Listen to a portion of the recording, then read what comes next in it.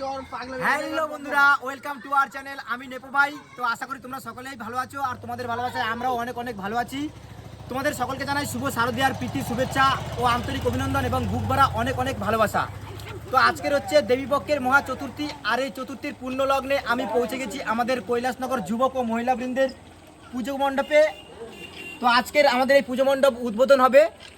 তো উদ্বোধনের আগে আমি তোমাদেরকে আমাদের এই পুজো মণ্ডপের এবছরের ভাবনা সমাজের নারী শক্তি তোমাদের সামনে তুলে ধরলাম। এই যে দেখো, সমাজের নারী শক্তির বিভিন্ন রূপ ও কার্যকলাপের বিভিন্ন চিত্র এবং বিভিন্ন রকম লাইটের সমারোহে শিল্পীরা আমাদের এবছরের মণ্ডপ একদম নতুন সাজে নতুন রূপে সাজিয়ে তুলেছেন। আর এই যে দেখো আমাদের এবছরের দেবী দুর্গা প্রতিমা, সত্যি বলতে আমার কাছে অনেক অনেক অনেক ভালো লাগছে। আর তোমাদের কাছে কেমন লাগছে অবশ্যই নেপো ভাইয়ের কমেন্ট বক্সে জানাবে কিন্তু। আর এদিকে বলতে বলতে আমাদের সাংসদ মহাশয় এবং আরও বিশিষ্ট অতিথিরা চলে এসছেন এবং আমাদের পুজো মণ্ডপ উদ্বোধন করছেন।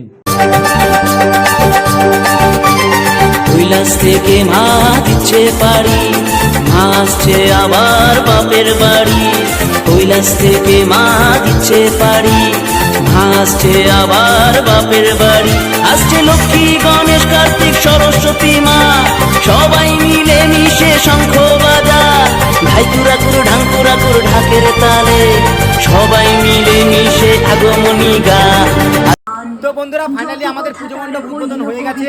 তো আশা করছি তুমি আসবে, সঙ্গে তোমার আত্মীয় পরিজন সকলকে নিয়ে আমাদের এই পুজো মণ্ডপ প্রতিমা দর্শন করবে।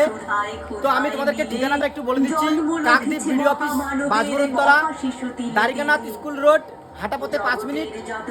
তো আশা করছি তোমরা সকলেই দুর্গাপূজায় খুব ভালো এনজয় করবে, সুস্থ থাকবে, ভালো থাকবে। চলো টাটা।